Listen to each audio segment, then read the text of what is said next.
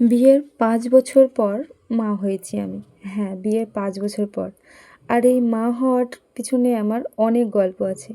তোমরা যদি শুনতে চাও অবশ্যই তোমার সঙ্গে শেয়ার করব। একটা কথা তোমাদেরকে ছোট্ট করে শেয়ার করি, জানো তো? একদিন একজন আমার বাড়িতে এসেছে। একজন বলতে ২ জন, স্বামী-স্ত্রী। এছাড়াও তো অনেকে আছে মানে জনদরদি। দিয়ে এসে আমায় বলছে যে, "তোমার বাচ্চা হচ্ছে না, দীর্ঘ অনেক দিন হয়ে গেল। তোমার হাতে কিন্তু আমি খাবো না।" জানো তো?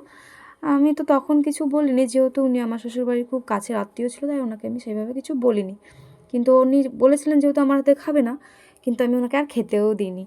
কারণ আমার ছেলে হয়, ছেলে হওয়ার পর অন্নপ্রাশন হয়, অন্নপ্রাশন ওনার বাড়ি আমি কোনো কার্ড দিইনি। তার মানে ওনাকে আমি খেতেও দিইনি। আমার পিছনে লেগেছিলো, তাই আমি ওভাবে লেগেছি। যা ভগবান আমায় দিয়েছে, কিন্তু অন্য কাউকে তো নাও দিতে পারে। তাই বলে কি তা কাউকে এরকমভাবে বলতে হয়? বলতে হয় না তো। সেই সব লোকদের ভগবান জানি না কোথায় নিয়ে যাবে। যাই হোক,